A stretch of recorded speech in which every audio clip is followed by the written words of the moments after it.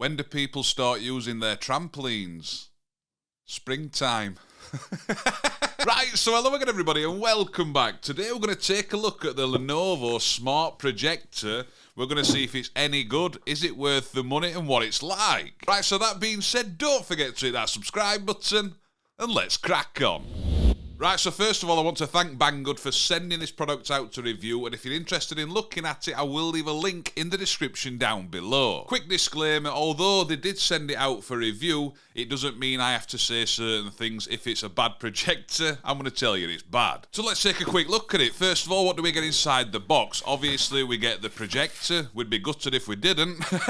And as you can see, it's not the smallest thing in the world, so it's not a portable projector, but it is a nice looking unit. And then also in the bottom of the box, we've got the other accessories. We've got the plug, the power brick, which is massive and really heavy. I don't like that the plug isn't a UK plug. I'm not sure if you will need an adapter or if it will come with a correct plug for your country. And then it also comes with the bog standard remote. And then it also comes with another box. I weren't too sure at first what this was, but it's a metal stand where you can sit the projector on and adjust it and things. This could be handy for some people, although it is a little flimsy. It does wobble quite easily. Now on the front of the projector, we've got like a little camera looking thing here, and that's like for the autofocus and auto keystone correction, I think. And then it's obviously got the lens. It hasn't got a lens cap with it. On the top, we've just got a single power button. And then on the back, we've got the power, a USB port, a HDMI port, a headphone jack, and then there's also like an infrared panel, which is likely to be for the remote. And then on the bottom, we've got 4 rubber feet, and it's also got a screw thread where you can mount it to the stand or a tripod. And then on the bottom of the stand, it's also got some rubber feet, and they are really grippy. And I almost forgot to mention, it's 1080p full HD resolution. So that's a quick look at the projector and what you get inside the box. Now let's get it turned on. When turning it on for the first time, I did notice this projector does seem very bright.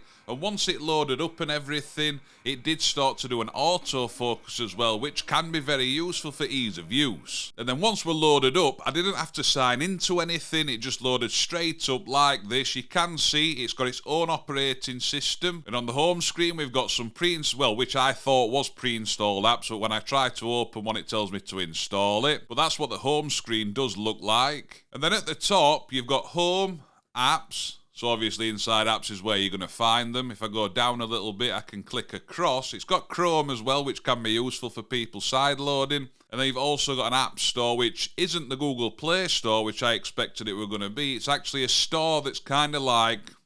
it looks like Aptoid TV. So then we go across, we've got video, music, and then we've got settings. There's a few different options on File Manager if you've got anything downloaded or you're using a USB external device. You've got the settings option where you're going to find all your usual stuff, network, Bluetooth, but you've got projection, which is going to be the main one. You've got autofocus.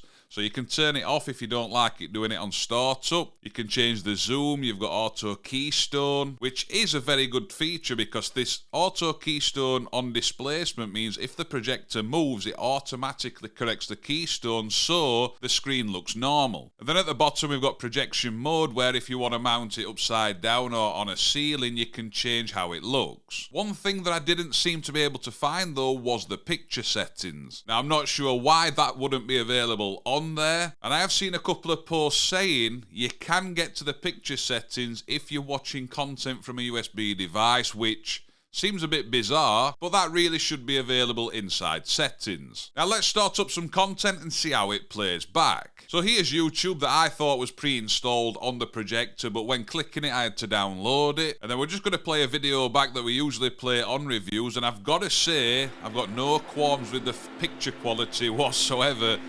It looks good. It's nice and bright and it's got a lot of detail. And also as well, the speaker, it was only on like half volume and I thought it was pretty loud. Video playback as well, also very smooth. Sometimes you tend to see it start to stutter, especially like in YouTube and stuff, but very happy with that. And then I literally just sat there for about 20 minutes playing random content on YouTube just to see how different things looked, see what it was like with colours. And I have got to say it was better than I expected. And if anybody's wondering how big the screen is that I'm projecting, I went and stood next to it there so you can see. But personally, I could easily sit there and watch movies on this and not be disappointed. I do think it's got a cracking picture. Now obviously when the room is a bit brighter, the projector will start to look faded. You can still see it when I open up the blinds on the double doors. So it were a bit better than I expected, but obviously it is going to fade. And obviously you can plug in HDMI devices like a Fire Stick. This is how I prefer to use projectors. And something else I do like about it is you can power the Fire Stick from the USB on the projector itself as well. So that's the Lenovo Xiaoxin 100S, is that how you say it?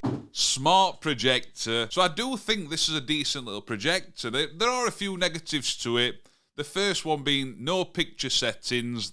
That's done me head in. And like I say, you can access them if you're watching content from a USB by the looks of it, but it should be there inside settings. So that's one thing that I don't like about it. The power brick. It's big, it's chunky, it's kind of like me, isn't it?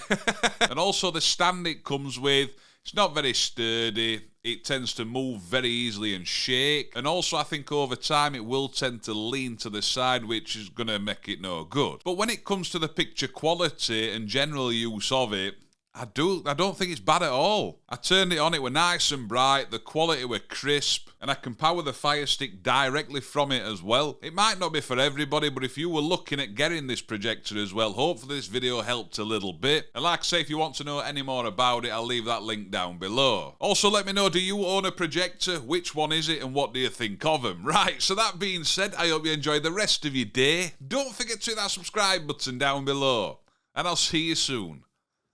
Ta-da!